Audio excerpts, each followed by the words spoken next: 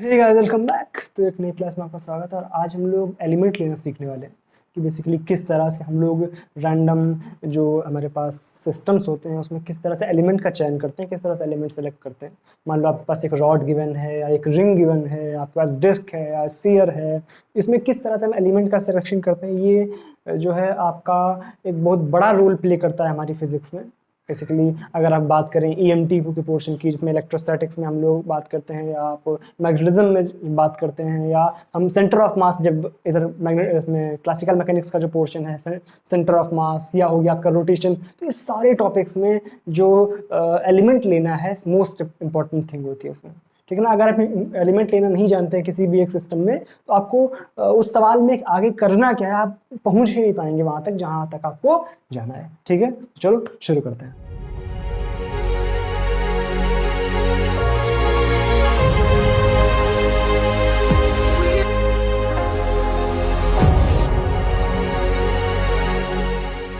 तो first of all एक चीज़ हमें ये जानना ज़रूरी है कि जो भी चीज़ हम पढ़ने जा रहे हैं उसका सिग्निफिकेंस क्या है हमारी फिजिक्स में, क्यों ज़रूरत पड़ती है इसकी, क्या इस तरह का काम बाकी चीज़ें नहीं कर पाई कि हमें एलिमेंट लेकर के इंटीग्रेशन की ज़रूरत पड़ती है। तो फर्स्ट ऑफ ऑल थोड़ी सी बात इसकी कर लेते हैं। तो एक बात हमें ये समझनी चाहिए कि जब भी मान लो हमसे बोला गया, एक छोटा सा एग्जांपल समझते हैं। मान लो हमसे बोला गया कि हमें जोड़ना है 1 2 3 4 5 6 7 8 9 10 इन चीज़ों को हमें जोड़ना है, तो हम नॉर्मली करते क्या है, उसको अपनी बहुत सारी थ्योरम्स होती हैं जब भी हम लोग गणित में पढ़ते हैं कि आप लोग अर्थमेटिक प्रोग्रेशन इस तरह से, मतलब नहीं, हम लोग समेशन ऑफ अ सीरीज पढ़ते हैं। तो ये चीज़ें हम लोग पढ़ते हैं कि डिस्क्रीट चीज़ों को जोड़ना किस तरह से, जोड़ना अपन जानते हैं। ठीक भाई, मान लो आपसे बोल दिया गया, हम किसी पर्टिकुलर एग्जांपल की बात करते हैं। मान लो आपसे बोल दिया गया कि किसी एक पर्टिकुलर बॉडी की वजह से, मान लो हमें बोला गया कि एक चार्ज है, यहाँ पर एक चार्ज रखा हुआ Q, इस चार्ज Q की वजह से यहाँ पर हमें इलेक्ट्रिक फील्ड लिखना है। तो इलेक्ट्रिक फील्ड हम क्या लिखते हैं, E इज इक्वल टू के क्यू बाई आर स्क्वायर। ये बात तो अपन जानते हैं। ठीक भाई, ये बात अपन जानते हैं। ठीक, दूसरी बात क्या है कि जब भी हम मान लो आपसे बोल दिया गया, देखो ध्यान से, मान लो आपसे बोल दिया गया एक ये चार्ज रखा हुआ है, एक ये चार्ज रखा हुआ है। अब यहाँ पर इलेक्ट्रिक फील्ड बताओ, तो आप क्या करोगे, ये दूरी देखोगे, ये दूरी देखोगे, ये मान लो R1 है, ये R2 है, और ये आपका Q1 चार्ज है, ये आपका Q2 चार्ज है। तो यहाँ पर जब इलेक्ट्रिक फील्ड लिखोगे वो किस तरह से लिखोगे कि इसकी वजह से इलेक्ट्रिक फील्ड का वेक्टर समेशन, यानी E इज इक्वल टू के Q1 बाई R1, है ना, R1 है ना, ये R1 का cube into R vector, vector form में लिख रहा हूँ ना। ठीक है, तो R1 वेक्टर प्लस के क्यू टू बाई R2 का क्यूब इंटू R2 वेक्टर, इस तरह से हम लोग लिखेंगे वेक्टर।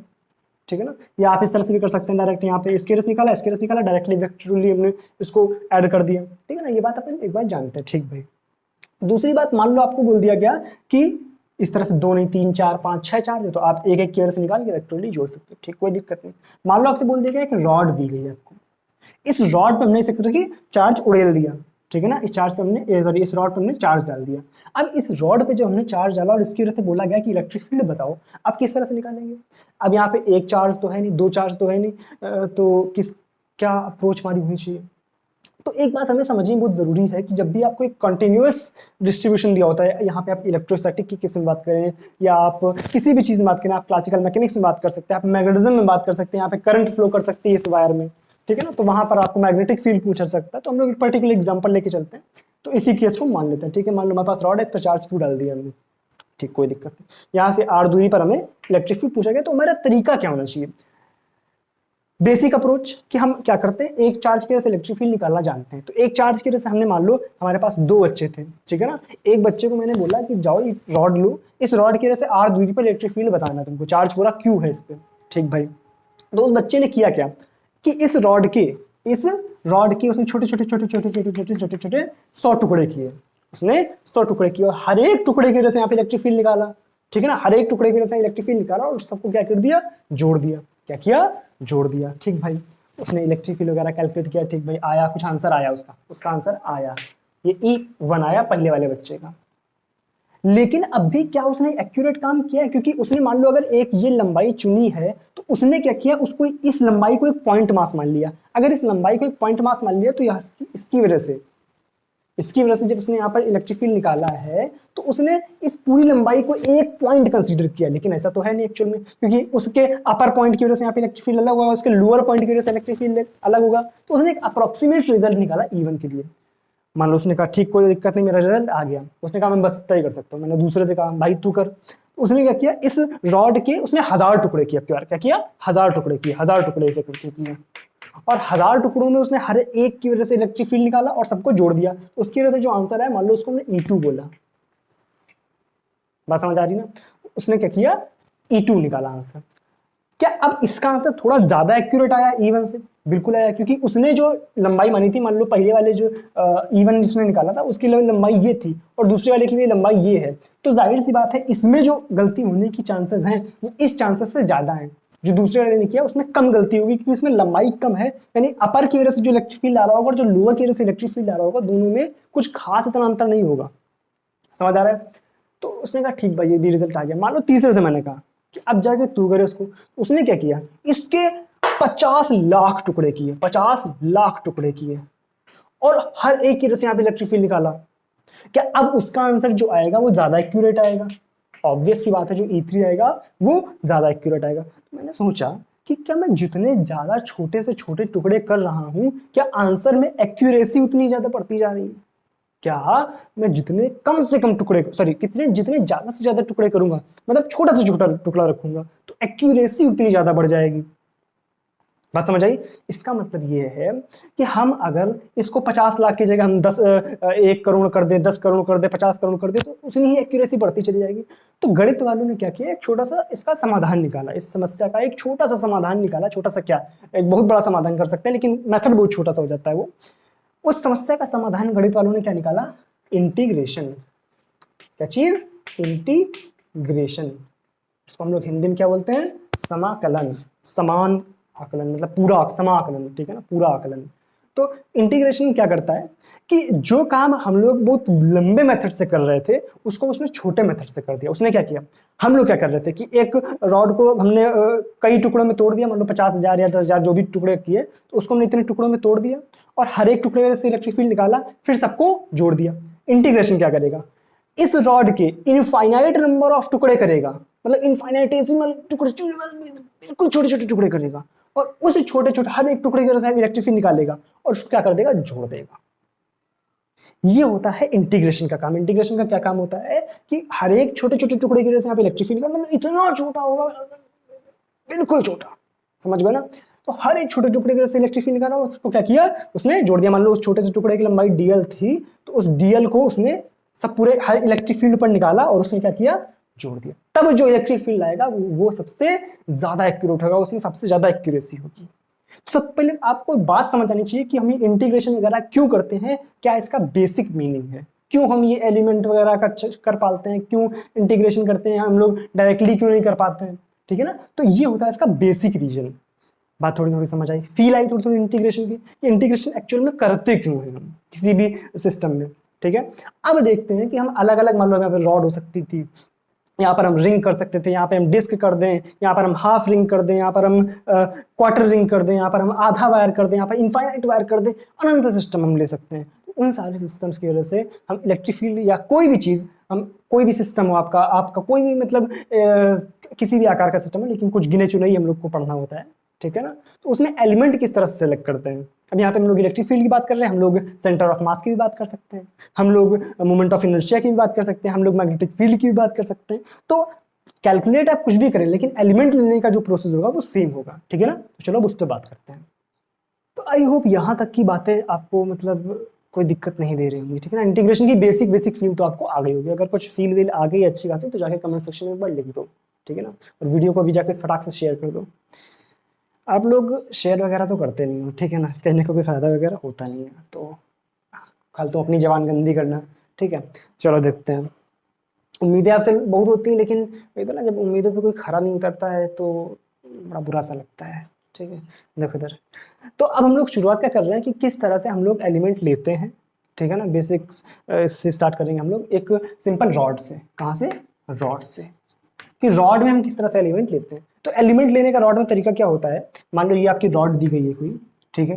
तो इस रॉड में एलिमेंट लेने का सिंपल तरीका क्या है, हम कहीं से भी, मान लो हम इसमें सेंटर से भी मान सकते हैं, किसी एक पॉइंट से भी मान सकते हैं। तो हम जनरली करते क्या है कि इसमें एक मिड पॉइंट से हम ज़्यादातर काम करते हैं, ठीक है ना। या हम मान लो हमें दिया गया कि यहाँ से r दूरी पर यहाँ से r दूरी पर हम इलेक्ट्रिक फील्ड निकालना, तो हम क्या करते हैं, यही पॉइंट से जहाँ से परपेंडिकुलर डालते हैं और यहाँ से दूरी लेते हैं। लेकिन जनरली अगर ऐसा कुछ नहीं दिया होता तो हम मिड पॉइंट से लेते हैं, ठीक है ना। तो हम क्या करते हैं, यहाँ से x पर जाकर के dx लंबाई का एक एलिमेंट लेते हैं। एलिमेंट लेने का रॉड में तरीका क्या है कि हम dx लंबाई पर जाएंगे, सॉरी x लंबाई पर जाएंगे और dx का एक एलिमेंट लेंगे। इस एलिमेंट का जो भी आपको चार्ज मान लो निकालना है, क्या निकालना है, छोटा सा चार्ज निकालना है। तो छोटा सा चार्ज निकालने का तरीका क्या होगा कि जो पूरा चार्ज है वो कितनी लंबाई में डिस्ट्रीब्यूटेड है। इस रॉड की लंबाई मान लो l है, ठीक है। तो पूरा का पूरा चार्ज कितने पे डिस्ट्रीब्यूटेड है, l लंबाई पे। तो वन चार्ज कितने पे डिस्ट्रीब्यूटेड उल्टा बोल दिया मैंने, जो l लंबाई है उसमें q चार्ज है, ठीक है ना। तो वन लंबाई में कितना चार्ज होगा, q बाई एल। इस q बाई एल को बोलते हैं लीनियर चार्ज डेंसिटी, ठीक है ना। ये अलग बात, इलेक्ट्रोस्टैटिक की बात है, कुछ खास करने की जरूरत नहीं। इस तरह से मान लो आपसे मास के बारे में बोला गया है कि l लंबाई में m मास है, ठीक है ना। जब हम लोग क्लासिकल मैकेनिक्स की बात करते हैं तो वहाँ पे वन लंबाई में m बाई एल मास होता है, उसके क्या बोलते हैं, लीनियर मास डेंसिटी हो जाती है वहाँ पर, ठीक है ना। मास के केसेस में लेते हैं, ठीक भाई, कोई दिक्कत नहीं। तो यहाँ पे हम dq निकाल रहे हैं, उस केस में क्या निकालेंगे, जब हम मास दिया होगा तो dm निकालेंगे, ठीक है ना। करने का तरीका क्या है, सिंपल q बाई एल जो हमें मास डेंसिटी दी गई है इनटू छोटा सा जो एलिमेंट लिया है dx, इसमें वही बात m by L into dx। ये होता है एलिमेंट लेने का तरीका, कि इस तरह से हमने छोटा सा एलिमेंट लिया dx, उसके करस्पॉन्डिंग छोटा सा चार्ज या छोटा सा मास जो भी हमें निकालना है वो हमने निकाल लिया। अब यहाँ की जो भी हमें निकालना होगा, मैग्नेटिक फील्ड निकालना, इलेक्ट्रिक फील्ड निकालना, सब कुछ कैलकुलेट कर सकते हैं, ठीक है ना। अब वो आगे की बातें हैं, वो हम लोग जब पूरा कोर्स पढ़ते हैं उसमें काम करते हैं, ठीक है ना। मैं आपको सिर्फ यहाँ पे एलिमेंट लेना सिखा रहा हूँ, किस तरह से हम एलिमेंट लेते हैं, ठीक है ना। तो रॉड के एलिमेंट किस तरह से लेंगे, हम एक x दूरी पर जाके dx लंबाई का हम एलिमेंट ले लेते हैं, ठीक भाई। दूसरा काम हम क्या करते हैं कि अगर हमें मान लो रिंग दी गई है, क्या चीज दी गई है, रिंग। ये सारी चीजें लिखते रहना अपनी भाषा में भी थोड़ा बहुत जो मैं बोल रहा हूँ, ठीक है। रिंग दी गई है, तो रिंग के केस में होता क्या एक्चुअल में, ये आपको रिंग दी गई मान लो, ठीक है ना। इस रिंग की रेडियस मान ली मैंने r है, सॉरी रेडियस मान ली मैंने r है, ये सेंटर इसका, ठीक है। तो करना क्या होता है अपने को कि यहाँ से थीटा पर जाकर के डी थीटा का आपको एक एलिमेंट लेना है, ये जो एंगल है डी थीटा है, ठीक है ना। थीटा पर जाके एक छोटा सा एलिमेंट डी थीटा लेना है। तो इस डी थीटा की जो लंबाई होती है वो क्या जाएगी, मैं ध्यान देखो, आर इंटू डी थीटा। क्यों, क्योंकि जो हमारी आर्क लेंथ होती है वो किसके बराबर होती है, आर्क लेंथ बराबर रेडियस इंटू एंगल। कोई दिक्कत यहाँ तक, तो ये लेंथ आ गई मेरे पास। अब इसमें जो भी मान लो छोटा सा चार्ज डी क्यू निकालना है, डी क्यू निकालने की क्या करेंगे हम लोग, सिंपल सा भाई काम Q by length of the जो भी मैं सिस्टम दिया गया, तो लेंथ के लिए हम क्या करेंगे, सिंपल लेंथ इसकी कितनी होती है 2 पाई आर इंटू उसकी लंबाई r इंटू डी थीटा। मान लो मैं dm निकालना है, dm के लिए क्या कर देंगे m by 2 pi r into r d theta. बात समझ आ रही है, ये होता है बेसिक काम, हम एलिमेंट किस तरह से लेते हैं। कोई दिक्कत, मान लो अभी सेंटर ऑफ मास आपको निकालना हो तो आप सेंटर ऑफ मास में क्या करेंगे, डीएम लेंगे। आपको इलेक्ट्रिक फील्ड निकालना हो तो आप क्या लेंगे, डीक्यू लेंगे। समझ आ रहे ना। तो यही काम आपको मान लो एक रिंग दी गई है, आपको एक हाफ रिंग, सेम काम कर देंगे। हाफ रिंग दी गई, मान लो ये हाफ रिंग है, ठीक है। फिर वही काम यहाँ से आर पर जाकर के, सॉरी थीटा पर जाकर के डी थीटा का एक एलिमेंट, इसकी लंबाई आर डी थीटा। बस काम क्या होता है, जब भी हम इंटीग्रेशन करते हैं तो इंटीग्रेशन में फर्क पड़ जाता है। अगर हम हाफ रिंग लिए तो वहाँ पे इंटीग्रेशन की लिमिट चेंज हो जाएगी। अगर यहाँ पे एक पूरी रिंग है तो उसका इंटीग्रेशन, इसमें थीटा की लिमिट कहाँ से कहाँ तक, देखो ध्यान से, 0 से लेकर के 2 पाई, इसकी लिमिट कहाँ से कहाँ तक होगी, 0 से 2 पाई। इसमें लिमिट कहाँ से कहाँ तक होगी, 0 से पाई। एंगल कहाँ तक जा रहा है, मैक्सिमम मिनिमम कहाँ तक है, 0 तक, और मैक्सिमम कहाँ तक जा सकता है, पाई तक। तो इसकी लिमिट कहाँ से कहाँ तक होगी, 0 टू पाई। बात समझ आ रही है। इसमें लिमिट कहाँ से कहाँ तक ले सकते थे कि हम इधर -l/2 तक जा सकते थे, -l/2 टू +l/2। कोई दिक्कत। अब बात करते हैं हम लोग, यहां तक बात हो गई हमारे पास रिंग की। अब बात करते हैं डिस्क पे। अब बात करते हैं हम लोग डिस्क के केस में हम किस तरह से एलिमेंट लेते हैं। एक में प्रॉपर डिस्क दी गई होगी, ठीक है ना। जैसे हम लोगों ने एक चीज बात करी कि जब भी हम लोग एक रिंग के केस में, या एक मतलब देखो हमारे पास 3 तरह की डिवाइसेस हो सकती हैं, 3 तरह के सिस्टम हो सकते हैं। एक जिसमें लंबाई वाले हो, ठीक है ना, कौन से हो, लेंथ वाले सिस्टम हो, ठीक है। दूसरे हो सकते हैं जिसमें हमारे एरिया वाले सिस्टम हो, और तीसरे हो सकते हैं हमारे वॉल्यूम वाले सिस्टम। अब लेंथ वाले सिस्टम में क्या आ गया, हमारा रॉड आ गई और रिंग आ गई, ठीक है ना। एरिया वाले सिस्टम में क्या आ जाएगा, हमारा डिस्क हो जाएगी, ठीक है ना। स्क्वायर प्लेट हो सकती है, ठीक है। स्क्वायर प्लेट में तो खैर इस तरह का हम लोग ज्यादा काम नहीं करते, हम लोग मोस्टली डिस्क की बात करते हैं। दूसरा हम लोग जब वॉल्यूम की बात करते हैं तो वॉल्यूम में क्या रहता है, स्फीयर के एलिमेंट हमें लेने पड़ते हैं, ठीक है ना, कोन आ जाती है वॉल्यूम में। तो इस तरह के हम लोग इसमें डिवाइड कर देते हैं। तो जब भी हम लेंथ की बात करेंगे तो वहां पर जो भी मैं डिवाइस, मान लो हमें लीनियर चार्ज डेंसिटी निकालनी है, तो लेंथ में क्या करेंगे, लीनियर चार्ज डेंसिटी यानी क्यू बाई एल करेंगे। इसके केस में क्या करेंगे, क्यू बाई ए करेंगे, एरिया, एरियल मास डेंसिटी या एरियल चार्ज डेंसिटी, ठीक है ना, सरफेस चार्ज डेंसिटी भी उसको बोलते हैं। इसके केस में क्या करेंगे, वॉल्यूम चार्ज डेंसिटी निकालेंगे। मास के केस में एम बाई एल, ये एम बाई ए, ये एम बाई वी, इस तरह से करते हैं, ठीक है ना। अब यहाँ पे क्या आ गया हमारे पास, डिस्क यानी एरिया वाली चीज होगी, ठीक है। तो ये मान लो आपके पास एक डिस्क है, ठीक।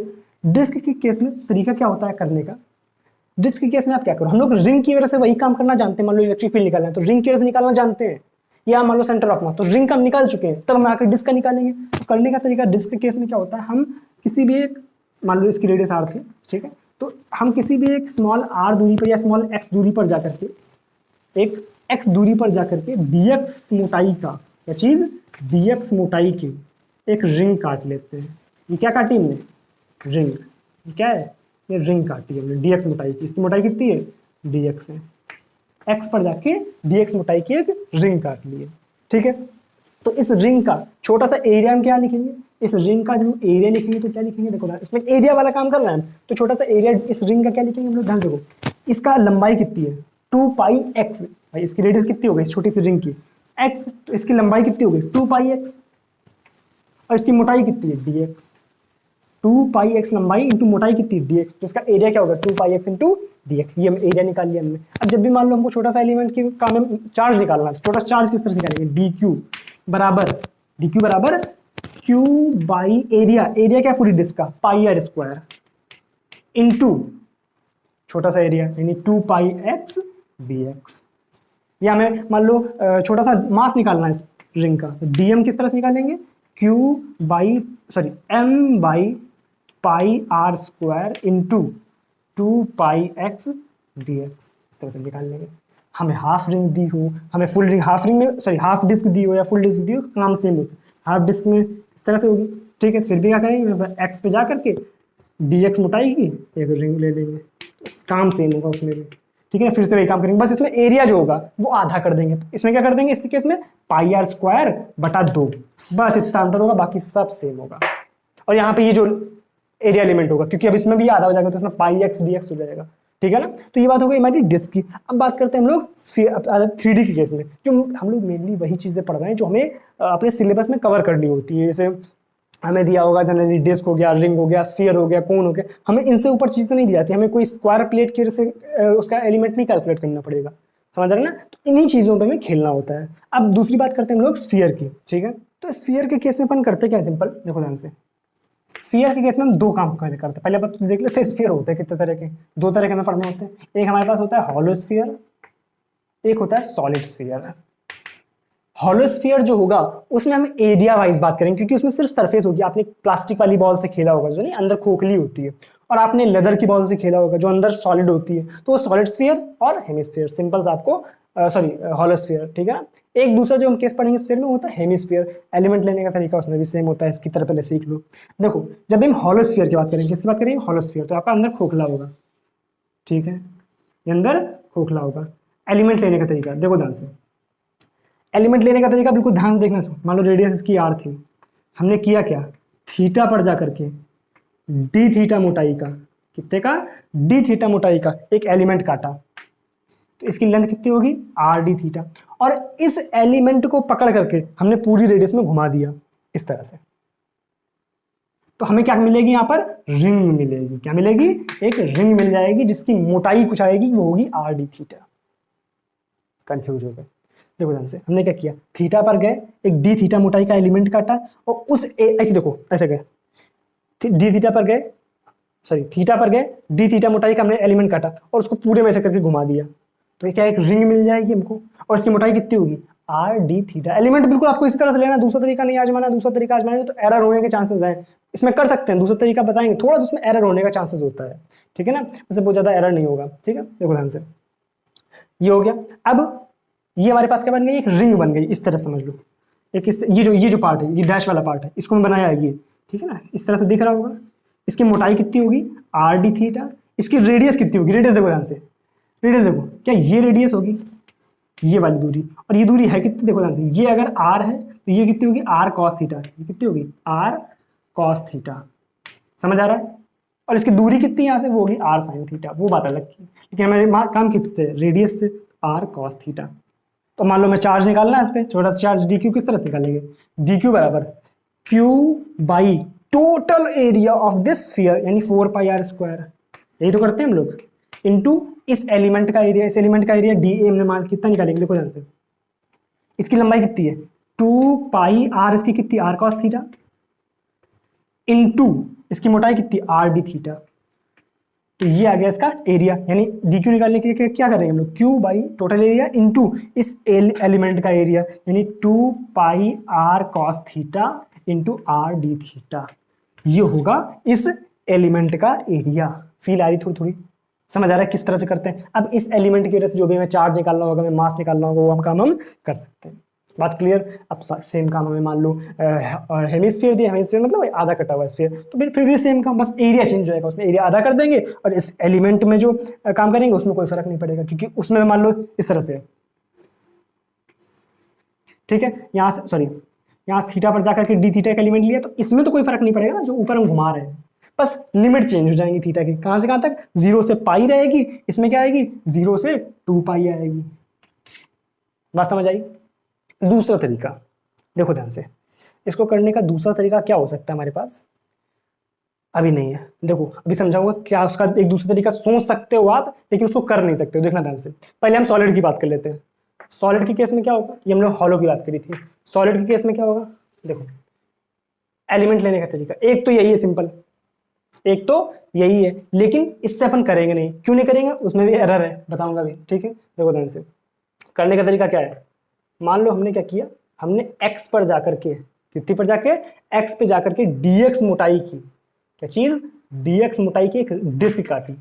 आप ऐसे समझो, आप आलू को काटते हो, खच्चे से काटा तो क्या आपको डिस्क रूमा दिख जाएगी, वही है ये, x पर जाकर dx मोटाई की हमने एक डिस्क काटी है, उस डिस्क का जो रेडियस होगी कितनी होगी, देखो ध्यान से, उस डिस्क की रेडियस कितनी होगी, देखो ये r है, इसकी रेडियस मान लो r है, तो ये भी r होगी, और ये x है, तो ये दूरी कितनी होगी, ऐसे देखो ये x है, ये r है, तो ये कितना आ गया, अंडर रूट के अंदर r square minus x square. कोई दिक्कत, समझ आया ये रेडियस किस तरह से आ गई। इस एलिमेंट का छोटा सा एरिया अपन किस तरह से निकालेंगे, छोटा सा एरिया किस तरह से निकालेंगे, देखो ध्यान से, 2 पाई r इसके लिए कितनी है, दिस दूरी, ये दूरी कितनी है 2 pi under root r square minus x square, 2 pi r into इसकी मोटाई dx, ये हो गया इसका एरिया। एरिया में निकालना मेन काम है, बाकी तो आप सिंपल यहाँ पे मल्टीप्लाई कराना होता है इसका, समझ आ रहा है। अब देखते हैं दूसरा तरीका क्या है इसको करने का। देखो ध्यान से, एक ये भी तो तरीका हो सकता था हमारा कि हम क्या करें इस केस में ये एक तरीका अपनाएं, क्या करें,